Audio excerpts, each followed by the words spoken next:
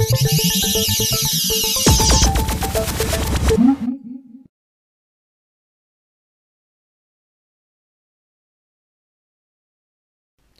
this technique we'll recreate the hand colouring effects that were popular when the only way to get a little bit of colour into your black and white work was to apply it using watercolours or oil paints.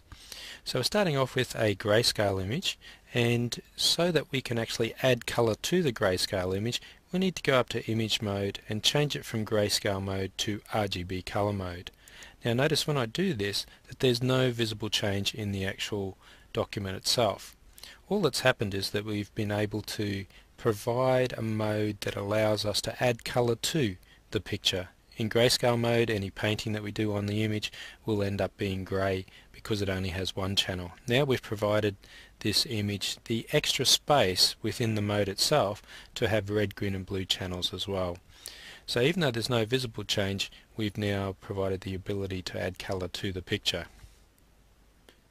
Like most image editing programs, Photoshop contains a brush tool, and if you select the brush tool and then go down and click on the foreground colour, you can actually select a colour with which to brush or paint over the image. So here I'm painting over the image with a low opacity. If I increase the opacity and paint again, you'll notice it basically just obliterates all of the detail in the actual photo itself. This is not what we're after. We actually want a situation where we can paint with the colour and still retain the detail beneath.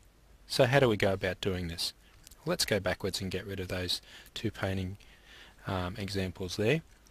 We've still got that same colour selected, but what we're going to do is go up here and change the mode with which we're painting, just down to the colour option, from normal to the colour option.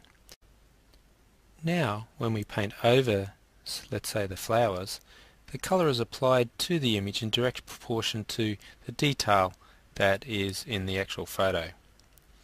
Now if I want to reduce the size of the brush, I can use the square brackets to reduce the size of the brush cursor in order to get into these areas here.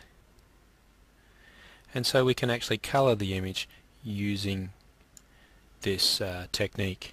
To get us another colour, we just go down to the foreground colour swatch, select another colour. Here we'll choose a green for these leaves, and we can paint in things like the leaves as well. Now one of the problems with working like this is if we make, as you see there, if we brush over an area inadvertently, we then have to go back and select the red colour again, which maybe we can't quite remember what it was, and then paint back over the areas that we've inadvertently coloured green. It's a bit temperamental in the sense that we can end up with edges that are a bit messy.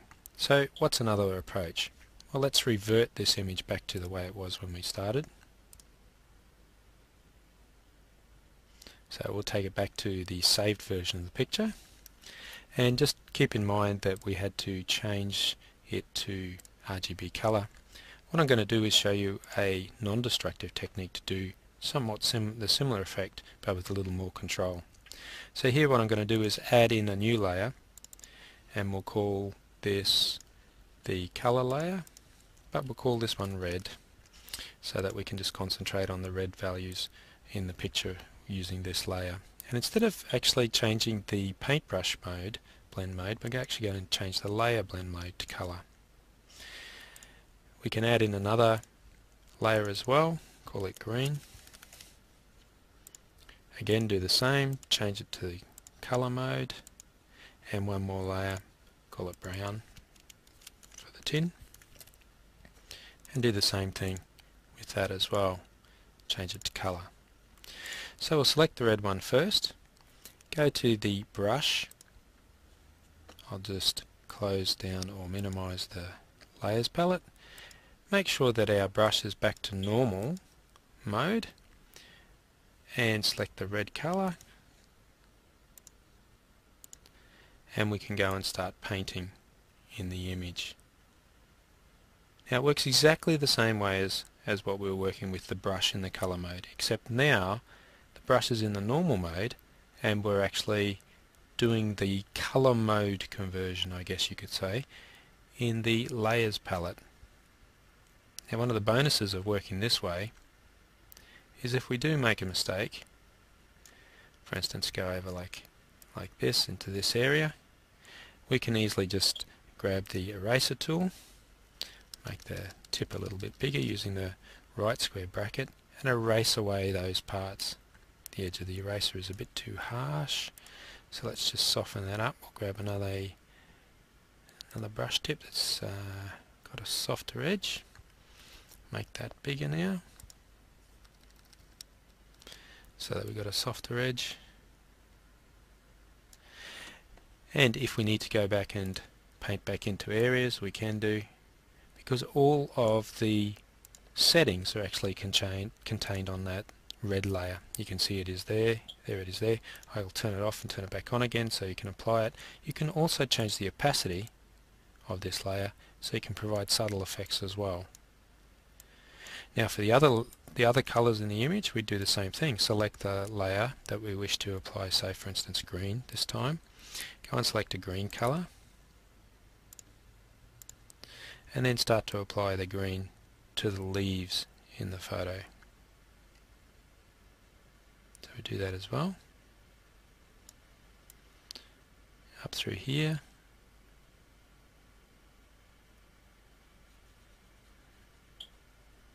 I can tidy up the edges.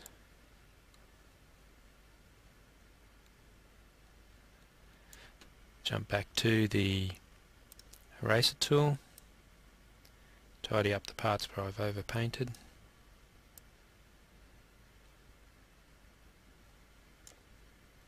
In here as well, making the brush tip smaller using the left arrow key, left square bracket key.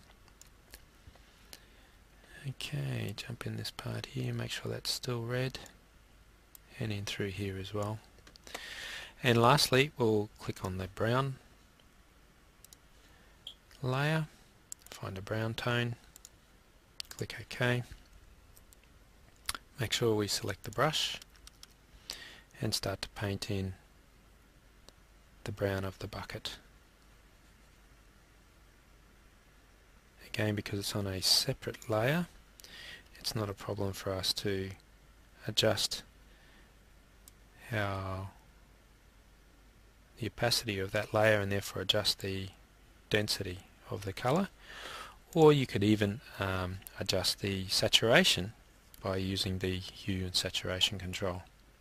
So you can increase the saturation of that particular color or decrease the saturation of that color using the hue saturation control, but targeting the specific color layer for the painting. So let's remove this out of the way now and have a look at the final result.